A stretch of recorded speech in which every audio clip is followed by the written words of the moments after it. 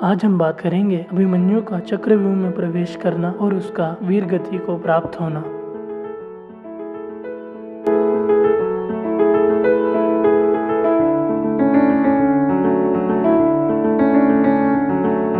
महाभारत युद्ध के 13वें दिन द्रोणाचार्य के चक्रव्यूह को तोड़ने के लिए अभिमन्यु ने पांडवों सहित चक्रव्यूह में प्रवेश करने का निश्चय किया। तब अभिमन्यु के सारथी ने अभिमन्यु से कहा, आप अपने शौर्य एवं पराक्रम का प्रदर्शन करने से पूर्व एक बार निश्चय कर लीजिए। गुरु द्रोण बड़े ही पराक्रमी एवं अस्त्रों शस्त्रों के ज्ञाता हैं, उनके चक्रव्यूह को भेदना आसान नहीं होगा। तब वीर अभिमन्यु ने अपने सारथी से हंसते हुए कहा, हे सूत नंदन, आज मेरे सामने द्रोणाचार्य एवं संपूर्ण क्षत्रिय सेना तो क्या, यदि ऐरावत पे सवार संपूर्ण देवताओं के राजा इंद्र भी आ जाएं, तो मैं उनके साथ भी युद्ध कर सकता हूँ। ऐसा कहकर अभिमन्यु ने अपने रथ को गुरु द्रोण की ओर चलाने का आदेश दिया। तब द्रोणाचार्य को देखते देखते वीर अभिमन्यु संपूर्ण व्यूह को तोड़ते तोड़ते अंदर बढ़ते जा रहे थे। व्यूह के अंदर घुसते घुसते वह संपूर्ण शत्रु सेना का नाश करते जा रहे थे। उस दिन अभिमन्यु के पराक्रम को देखकर ऐसा लग रहा था मानो भगवान रुद्र ने असुरों की सेना का संहार कर डाला हो।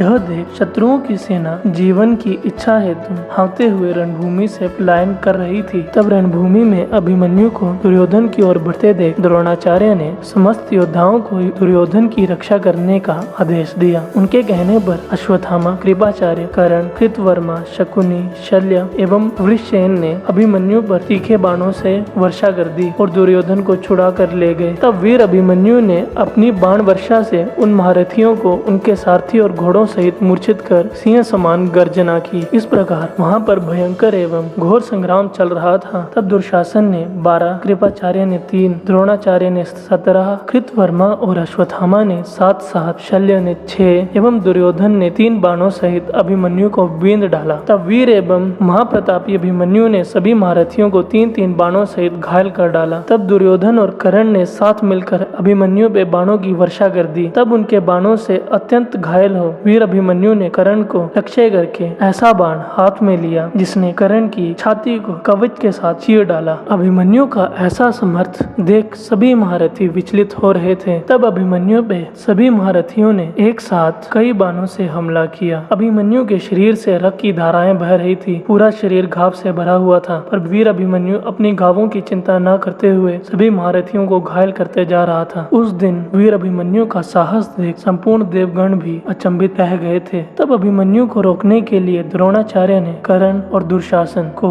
अभिमन्यु से युद्ध करने का आदेश दिया। तब महावीर अभिमन्यु ने अग्नि एवं वायु के समान तेजस्वी बाण का प्रयोग कर दुशासन को मूर्छित कर दिया। तब शूरवीर कर्ण ने क्रोध में आकर अभिमन्यु को उत्तम बाणों द्वारा अवहेलना पूर्वक बींद डाला। तब घायल अभिमन्यु ने एक बाण मारकर कर्ण के धनुष को ध्वज सहित पृथ्वी पर काट गिराया। कर्ण को संकट में देख उसका छोटा भाई सुदृढ़ हाथ में धनुष लिए अभिमन्यु के समक्ष आया और अभिमन्यु से युद्ध करने लगा। तब वीर अभिमन्यु ने मुस्कुराते हुए कर्ण के छोटे भाई का सर धड़ से अलग कर डाला। उस दिन अभिमन्यु का साहस ऐसा था कि रणभूमि में अभिमन्यु के बाणों के प्रताप से जयद्रथ सिंधुराज को छोड़कर कोई भी ठहर नहीं पा रहा था। अर्जुन पुत्र अभिमन्यु युद्ध में इंद्र के समान पराक्रमी जान पड़ रहे थे। क्षत विक्षत हुए अभिमन्यु बाणों की चोट खाकर भी अपने संपूर्ण शौर्य के साथ आगे बढ़ रहे थे। भीम, युधिष्ठिर, द्रुपद, सात्यकी, धृष्टकेतु सभी योद्धा अभिमन्यु की रक्षा के लिए व्यूह बनाए एक साथ आगे बढ़ रहे थे। उन सबको आक्रमण करते देख सैनिक भाग खड़े हो रहे थे। तब जयद्रथ सिंधुराज ने अभिमन्यु की रक्षा करने वाले कुंती पुत्रों को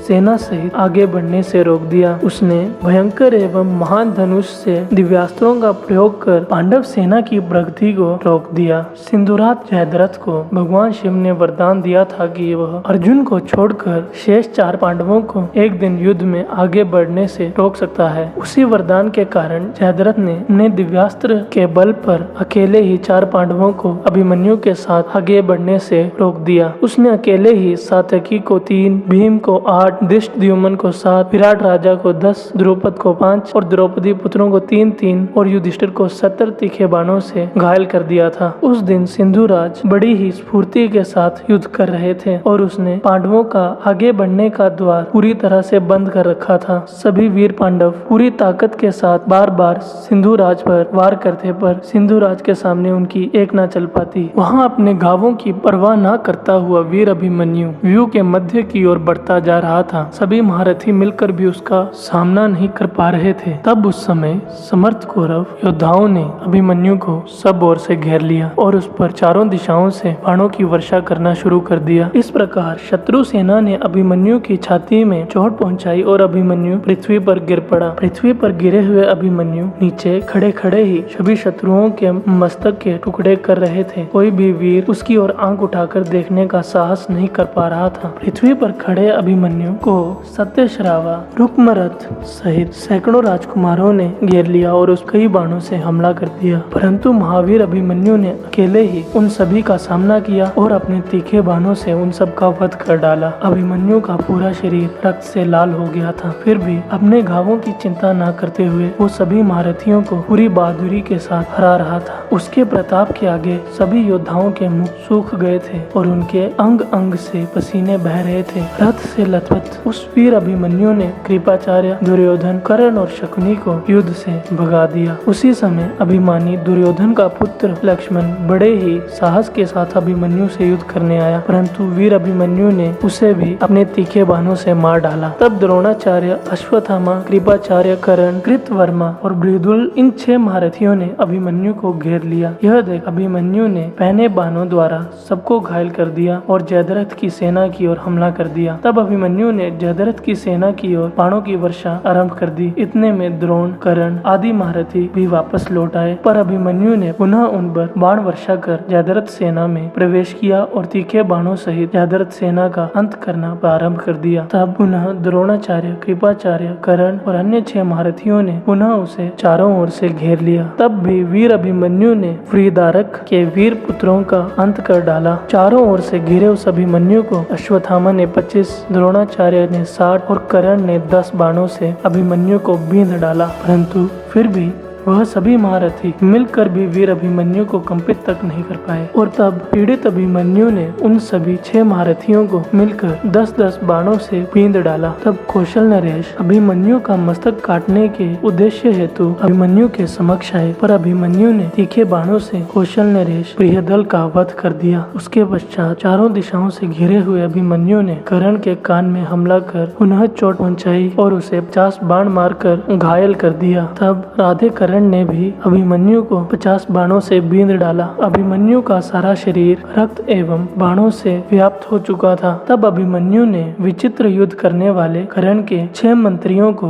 उनके घोड़े और सारथी सहित मार डाला। तब दुशासन ने अभिमन्यु पर 10 बाण चलाकर उसे बींध डाला। यह देख अभिमन्यु ने भी 7 बाणों द्वारा दुशासन पुत्रों का वध कर डाला। तत्पश्चात अभिमन्यु ने शत्रुंजय, चंद्रकेतु, मेघवेग, सूर्यवचा और सूर्यखास इन 5 वीरों को मारकर शकुनी को भी घायल कर दिया। तब शकुनी ने भी 3 बाणों सहित अभिमन्यु को घायल कर दिया। तब शकुनी ने दुर्योधन से कहा, यदि हम एक एक करके अभिमन्यु पर हमला करेंगे तो यह हमें ही मार डालेगा, इसलिए हम सब एक साथ मिलकर इसका वध कर देंगे। तब कर्ण ने गुरु द्रोण से कहा, अभिमन्यु के बाणों से घायल हो मैं युद्ध भूमि में इसलिए खड़ा हूँ क्योंकि यह क्षत्रिय धर्म है, पितु मैं कब का रण छोड़कर भाग गया होता। तब गुरु द्रोण ने कर्ण से कहा, अभिमन्यु को हराने के लिए हमें उसके धनुष को काटना ही होगा। जब तक उसके हाथ में धनुष है तब तक उसे हराना संभव नहीं है। गुरु द्रोण के ऐसा कहने पर कर्ण ने अश्वत्थामा के साथ मिलकर अभिमन्यु के धनुष को काट डाला। धनुष कट जाने के पश्चात वीर अभिमन्यु हाथ में तलवार और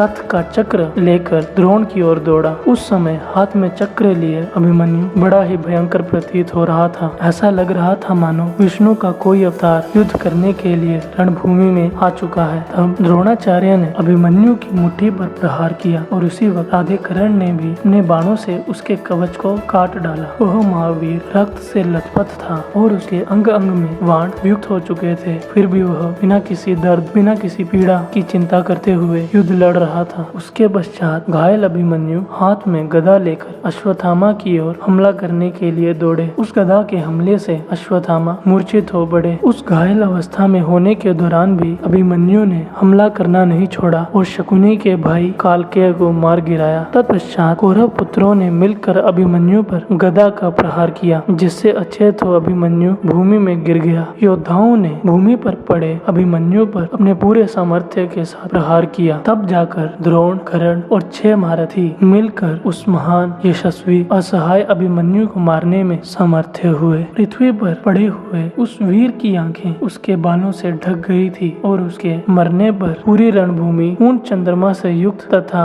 नक्षत्र मालाओं से अलंकृत काश की भांति बड़ी शोभा पा रही थी। इतनी कम उम्र होने के बावजूद उसने कौरव सेना के सभी महारथियों को एक बार नहीं, 2 बार नहीं, 3 बार परास्त किया था। उस दिन मृत्यु को प्राप्त हो वह वीर संपूर्ण विश्व में अमर हो गया।